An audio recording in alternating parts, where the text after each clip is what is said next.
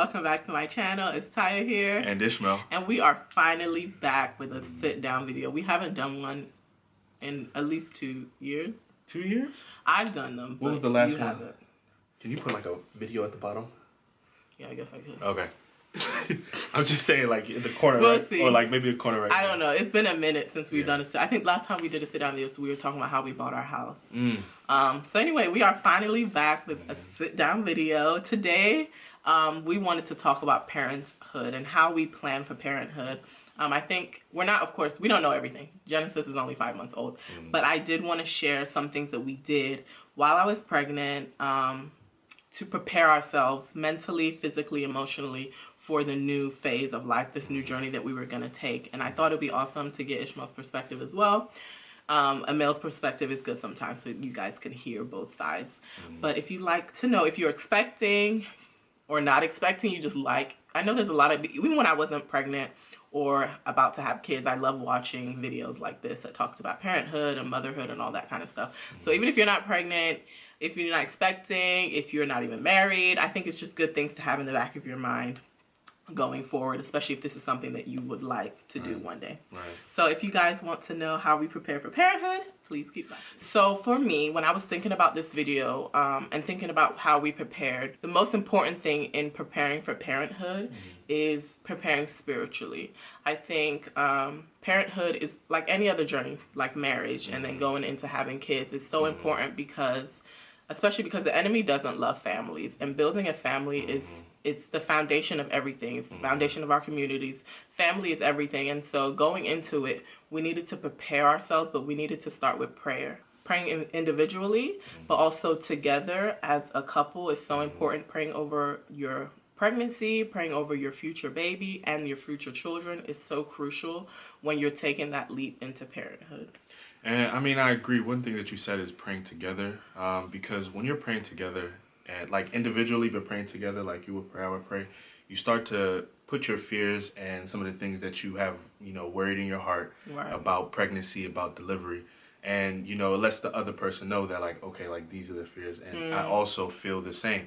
But then we're not keeping it between us, that we're just laying at the feet of Jesus. So we're hoping and praying that the pregnancy goes well, that delivery goes well, that even us as parents, that we are able to be guided, correctly, that we make the right decisions, because parenthood, just like, again, marriage, is just a different chapter in your life that's really big.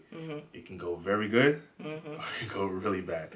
So just that fear, but with prayer, it just calms you down, calms your spirit, and calms both of us down, knowing that, we also have the same views, that we want everything to go well with the pregnancy. And yeah, not only the pregnancy, but of course with parenthood, with the future children. And I think prayer really, of course you said it gets you on the same page. It also, like you said, opens up your eyes to maybe fears or anxieties that you might not have discussed, but you're like, oh, sometimes in prayer things come up. And when you hear your spouse praying something, it's also like a conversation starter. So I think it's very important that when you're going into a new chapter in life, prayer is the foundation of that chapter. Seeking God on how he wants you to raise your kid. Getting God's perspective early on is better than doing it when things are kind of going bad. And so, we also see how our parents raised us, and it was different things that, we need to pray over, because there's a lot of generational things that come from families that, they're separate when you're single, you bring them together as married couple, but then when you're having children, you are birthing some, God forbid, generational curses. But, there's generational things that are from mother to children to grandchildren, and it's just, generations, that we are the end of any kind of generational curse, whether it's lack, whether it's poverty, whether it's fear, anxiety, stress, health conditions, high blood pressure. There's so many different things that it's like, wow, when you're thinking about your children, you're praying that these curses be broken. So I think it's so important that when you're going into it, you're bringing some baggage. Of course, when you come to your marriage, you're bringing baggage. When you come into parenthood, you're bringing baggage. But we want to break off any of those things that is not of God, of course. So yeah, the number one thing that we would start when preparing for parenthood is get on the same page spiritually. So the second most important thing that I kind of touched on is preparing emotionally for parenthood. Genesis is waking up, and I've really been pushing it because she's been knocking for a long time. But one thing we did was which is what we did when we were single and then dating and then engaged, is we like to get books. And I think books are great conversation starters, especially there's different books that you can read, of course, but this book I saw on Amazon and I was like, okay, this will be great because it has questions that Ishmael and I can go through together and we can ask each other.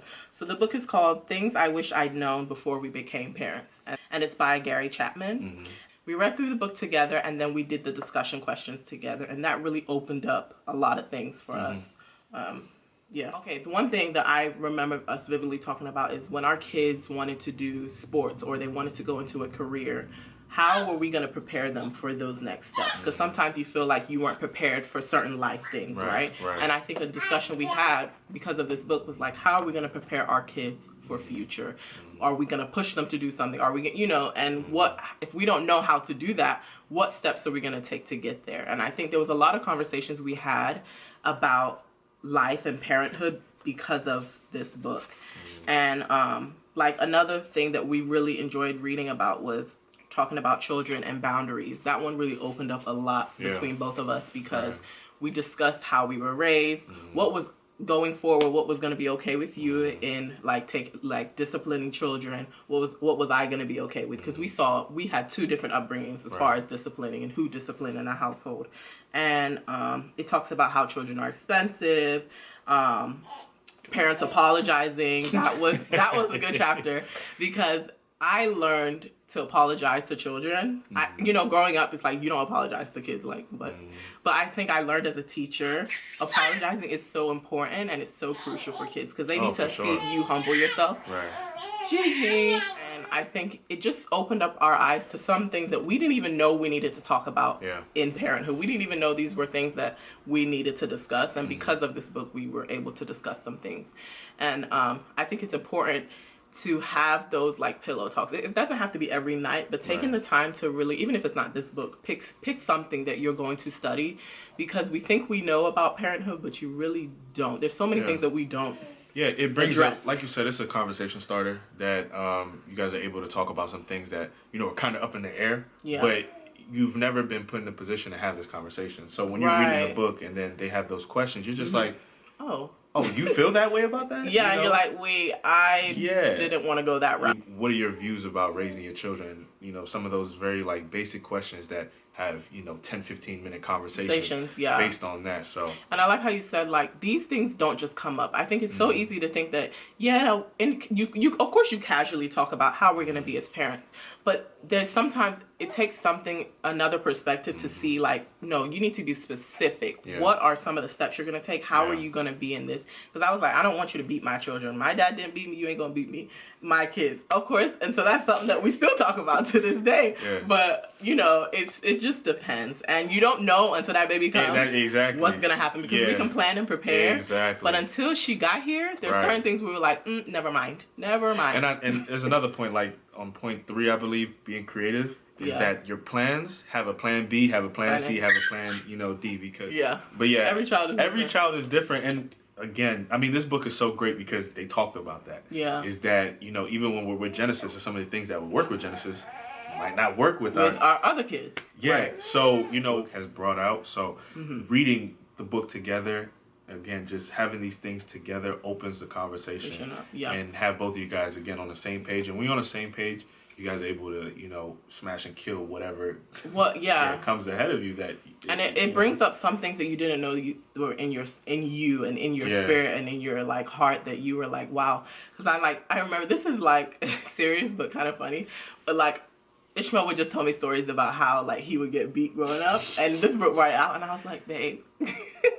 That was a little traumatic. It's not good. But again, he was just laughing about it. I'm like, but the thing about I needed it. Yeah, he was different. He's the child that needed that. But my sister did. She didn't. So she didn't get that. And then like the one time she did, we were like, so you know, but understanding levels. I think again, another point in the book is controlling your anger. And controlling like how you respond to your child, because we have to understand that she's learning stuff and I'm learning stuff too. Perfect example of this was like yesterday, right? Not yesterday, day before yesterday. So Ishmael's giving her a bath. We rotate who gives her a bath every other day. And she was pooping while he was trying to give her a bath. So he's literally yelling, Genesis, no, Genesis, no. And I'm downstairs cleaning the kitchen, everything. I'm like, babe, stop screaming. You're scaring her. And, you know, of course he's not yelling at her, but even just that, like, kind of yelling, it's like throwing her, like, I don't know what I'm doing. Why is he screaming my name? And that's something you learn as time. And it's crazy in that point. It's like, if she didn't poop, you'll be tripping. Or you'll be scared that she can't poop. But the girl is doing what she's supposed to. And you're yelling at her. Hey, the thing was coming out. And that's just the African in us. Yeah. There's nothing you could do that they'll be happy. Yeah, so just be and again, that pressure part hits a lot. But it is because, you know, a lot of aspects of a child is molded by how you respond to the child. And good and bad. Good and bad. So, you know, but when you talk together, again, it calms things down. It simplifies those things that. And in that moment, I was downstairs and I yelled up to you and I was like, "Babe, stop screaming at her. You're scaring her." And in, like I don't know if you made a face or anything because I was downstairs. Probably did. You probably did, but you didn't respond like, "Leave me alone." I'm not like he literally took it and just was silent. I didn't need to say anything more. I didn't need to check him. I was just like, "Babe," and I know in your heart that wasn't your goal. Yeah, but sometimes you need to give each other that reminder. And when I'm yelling and just being loud, you check me. Exactly. So I think it takes two people wanting to do that. Of course. You know, it takes two people wanting to be on the same page. And that's what's mainly important. That when we check each other, it's out of love. And we're not seeing it as you're telling me how to raise my child. That's another. You know? This book was telling another thing. But like, you know, with mothers, as a father, you can never be close to the mom. Like, as to like the level of understanding and love because... You know, she grew in you and came out of you. Yeah. So, like, in the book, they were also saying, like, with mothers, being careful how to tell the dad how to parent. Because, again, everybody parents... Controlling mom over here. Everybody parents differently. Right. That Genesis responds to me differently and responds to you differently. Yeah. And being mindful that, like, in those situations, of course, like, you have a point. I shouldn't be yelling in her face about her poop and doing the things that she's supposed to be doing. Right. But then, you know, you being mindful that I can't be, like, on top of him about everything. In the beginning, I would, like, what was I on top of you? Maybe I don't know if it was the diaper changes.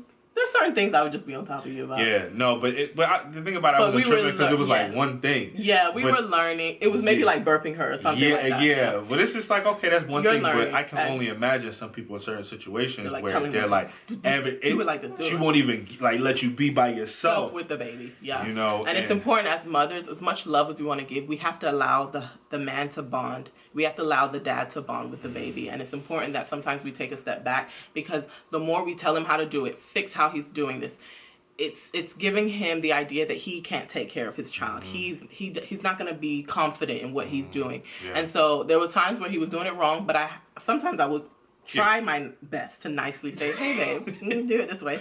Of course, there were times I didn't, but there's also good to be receptive of, she's the mother, and there's just a certain intuition we have, and there's certain things we know. So, like, sometimes she's crying, I'm like, go to your dad. You know, there's certain times I'm like, give me my baby, she's crying, you don't know what you're doing. You know, there was times I'm just like, you know, go to your dad because you're crying, and sometimes you want them to be able to do both parents. You want them to feel comfortable that both parents are able to soothe her, not just, you know, me. I'm not the only person that can calm her down or soothe her. He can also do it. So making sure your husband gets a chance to be a father, basically, is important.